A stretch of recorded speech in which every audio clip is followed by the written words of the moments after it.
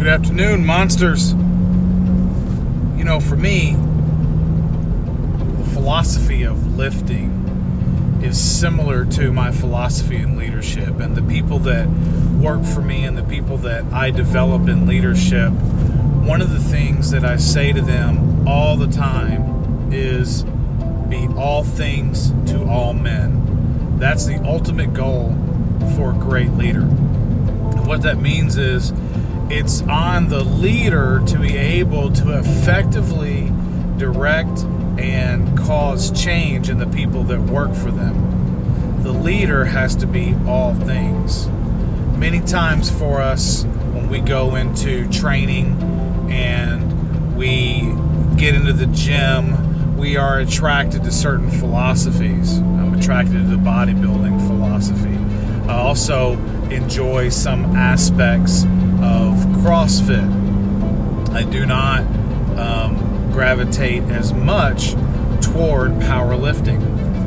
And so one of the things that helps you to not only maintain your interest, but also to maintain your physicality, to close the gap on your weaknesses in the gym and the things that sneak up on you, or the things that keep you from injury and other imbalances, is training all things. And one of the problems with specific philosophies is that when you go after one singular focus in anything that you do, whether it be athleticism, relationships, whatever the case may be, the stronger you get in that particular philosophy, the weaker or the more exposed the weaknesses become in other aspects of training that either you've ignored or have had less interest in.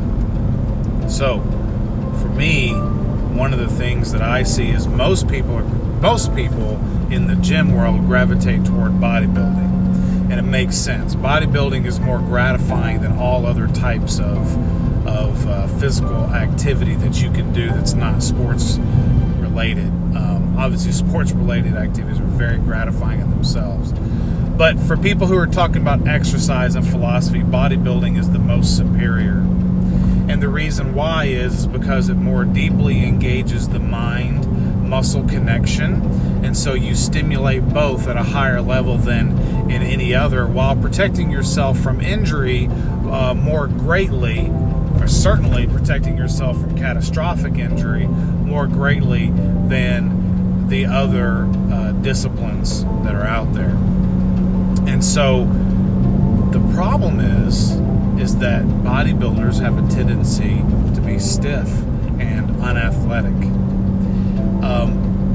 So when you talk about being all things to all men, from a leadership philosophy, that also takes into account in your gym goals.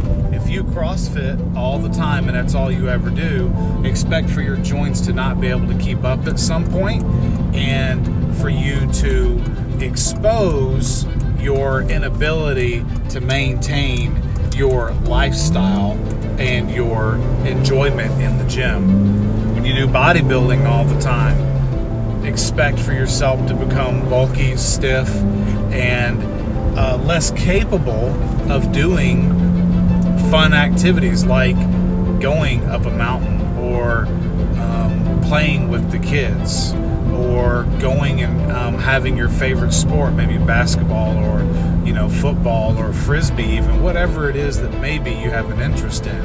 Bodybuilding, strict bodybuilding, will slow all of those things down. Now, you go into powerlifting, it's kind of the same thing. Powerlifting, you have a tendency to become overweight. You have a tendency to become stiff. You have a tendency toward catastrophic injury. And you have a tendency toward later in life having less health. And that's because you're too strict in that philosophy. Now, when you take all three of those, and this is obviously for the non-competitive person, or at least in a non-competitive season, perhaps you're stepping away from competition for a year or 6 months or whatever, that's a really great time to start injecting the other philosophies. If all you do is CrossFit, you may be dissatisfied with the amount of muscle that you have. And perhaps that's something that people in the CrossFit world find distasteful. But what I have found is once people in that philosophy start to mature, it's a very young person's activity because older people can't do CrossFit. Certainly not at a high level, it's too intense. Once they begin to mature, they start to think about, well, maybe I don't have a problem with body composition. And maybe, you know what, I would like to actually look good or have, and not saying CrossFitters don't, there are CrossFitters out there that look jacked. But the average CrossFitter does not. The average CrossFitter looks skinny. They certainly have abs. But they, at some point, most of them come to a place where they incorporate bodybuilding principles, especially in areas that they're weak in their CrossFit, because what that does is it bolsters that area. So bodybuilding principles help CrossFitters. Powerlifting helps bodybuilders, because if you're not strong in the deadlift, how do you ever expect to have the strength and the power in your squat and the things necessary to lift heavy enough? And you don't have to do straight bar deadlift, you can do trap bar deadlift. But the philosophy is the same, lifting heavy, doing small reps in order to gain your strength in your tendons and in your bones helps you to lift heavier weight at greater repetition. CrossFit helps bodybuilders.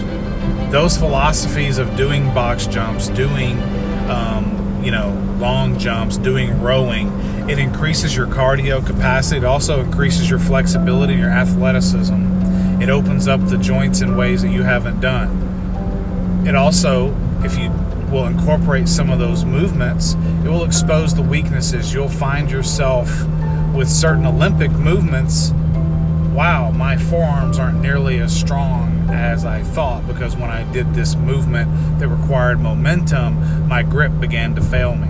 So, as an example, whatever the case may be, all the philosophies bring something to the game.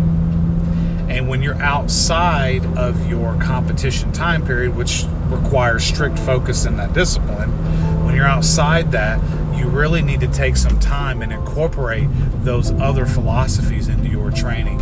A CrossFitter who spends time doing bodybuilding on occasion and developing deep muscle tissue and growth, especially in their weak area, will become a better CrossFitter. A bodybuilder who gets stronger will be able to lift more weight at greater repetition. And if they incorporate some CrossFit movements and activities, like Kai Green, for instance, who is very flexible, who has the ability for great cardio and things of that nature, their fast twitch muscle development will increase, which can help in the aesthetic as well.